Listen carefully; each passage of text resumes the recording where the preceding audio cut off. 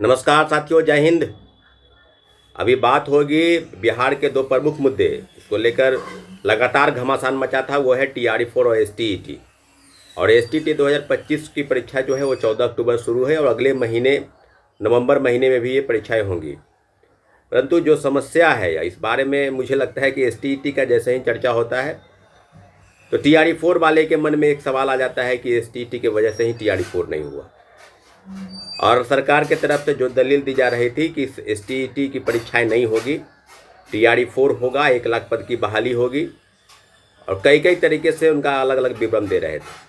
परंतु सरकार की इच्छा सरकार की इच्छा बिल्कुल सामने थी कि कुछ नहीं कराना है, न STET, न TRE-4, न BTET, न CTET, न LET, न कंप्यूटर साइंस की बहाली, कुछ नहीं कराना था।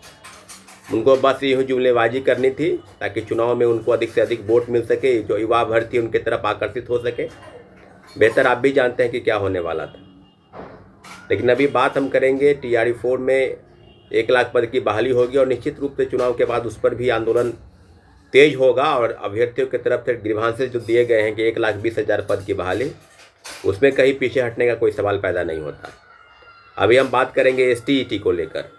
बड़ा गौर से सुनिएगा क्योंकि एक एक चीज़ का आकलन अभ्यर्थी कर चुके हैं कि STET पर कई ऐसे अभ्यर्थी हैं जो दो आवेदन किए, पेपर 1 में भी आवेदन किए, पेपर 2 में भी आवेदन किए। सब्जेक्ट कम्बिनेशन को लेकर आप कोई लोग कॉमर्स हैं तो कंप्यूटर साइंस का भी कर दिए।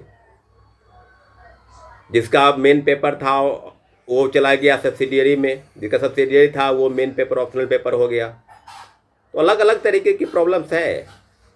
STET के अभ्यर्थी कई ऐसे हजारों अभ्यर्थी हैं जिन्होंने एडिट का ऑप्शन रखा था कि एडिट का ऑप्शन मिलता तो एक बार हम कर लेते, ठीक ठाक कर लेते जो भी आवेदन है। कई ऐसे लोग हैं जिनका पिता के नाम में, मदर के नाम में, यानी डेट ऑफ बर्थ किसी का कुछ गलत हो गया है, तो ये सारी चीज़ें होती है।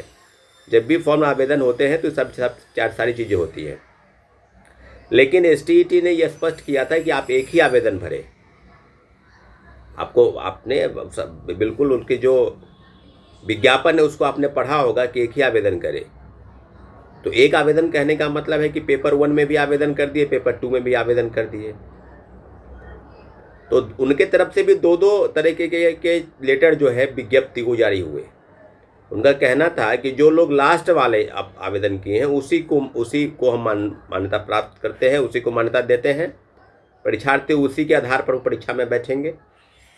हाँ, रहा बात की एडमिट कार्ड को लेकर, तो दोनों एडमिट कार्ड जारी हुए। जिन्होंने आवेदन किया है आवेदन दोनों, लेकिन रिजेक्ट हो गए। रिजेक्ट कौन हो गए? जो बाद वाले थे वो रह गए, जो पहले वाले थे वो रिजेक्ट हो गए। और अभ्यर्थी ये चाहते हैं कि भाई हमको कम से कम ये मौका मिले कि हम पेपर 1 में चाहते हैं, यानी जो हमने जो आवेदन किया उसको हम चाहते हैं। कई लोग हैं जो पेपर उनका रिजेक्ट हो गया पेपर, तो कहते हैं कि हम पेपर 2 चाहते हैं। अलग अलग तरीके से समस्याएं जो है वो STET को लेकर अभी भी बरकरार है। और हमने सैकड़ों अभ्यर्थी ऐसे हैं, मुझे लगता है कि रोज़ STET को लेकर, जहाँ तक सवाल है तो STET को लेकर 5 महीने से STET कराते कराते STET हो गया। अब रहा सवाल कि अब STET पर बात करने की इच्छा नहीं होती है। मजबूर होकर हम ये वीडियो रिलीज कर रहे हैं क्योंकि सरकार तक वो बात आए। अगर मैं BSEB ऑफिस जाता हूँ तो इसको कोड ऑफ कंडक्ट यानी कानून का उल्लंघन माना जाएगा। अब मैं जाता हूँ तब अभ्यर्थी जाए ना, क्योंकि अभ्यर्थी को हमने कहा है कि आप आवेदन वहाँ लगाएं, क्योंकि जैसे ही हम वहाँ जाएंगे अलग तरीके की प्रॉब्लम क्रिएट हो जाएगी।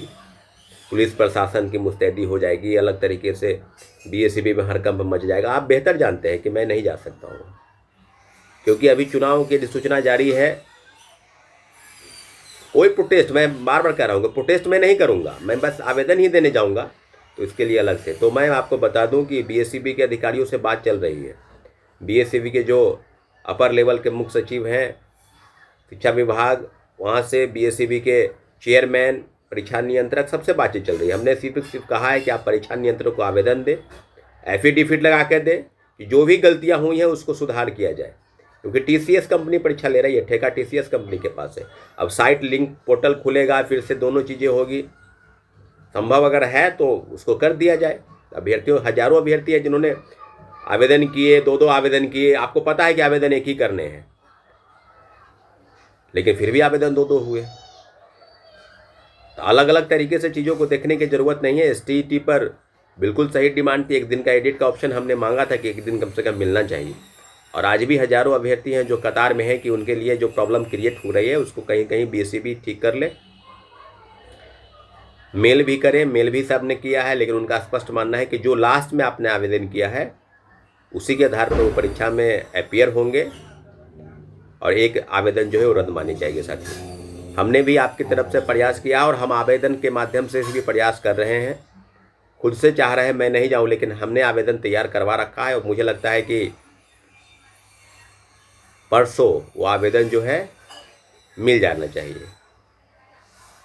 दीपावली की भी छुट्टी है, इन सब चीज़ों को भी ध्यान में रखते हुए आवेदन तैयार हो रहे हैं। लेकिन लड़ाई एसटीईटी पर मुझे लगता है कि जारी नहीं रहने चाहिए थे, लेकिन आवेदन के संदर्भ में गलतियां हुई, क्वेरीज है, अभ्यर्थियों के बीच में डिमांड है कि उसको ठीक कर लिया जाता तो बेहतर होता, क्योंकि हज़ारों अभ्यर्थी है, उनका कहीं ना कहीं इस तरह से अगर आवेदन रहता है तो उनके साथ समस्याएं हो सकती है। परीक्षा में बैठने से भी उनके कोई कुछ हासिल नहीं होगा और वो आवेदन जो है उनका रिजेक्ट हो जाएगा। कई कैसे एडमिट कार्ड उनको रिजेक्ट हो गए, तो उसको ठीक कर लिया जाएगा, ऐसा उम्मीद है, विश्वास है, भरोसा है। आवेदन दिए गए हैं, हज़ारों अभ्यर्थियों ने वहाँ आवेदन कर रखा है। सैकड़ों लोग 2 दिन पहले भी गए थे वहाँ पर, आपने देखा होगा। बिल्कुल हम लोग काम करेंगे, सरकार की तरफ से जो भी चीज़ें हैं उस पर हम लोग बात करेंगे। साथियों, बहुत बहुत धन्यवाद।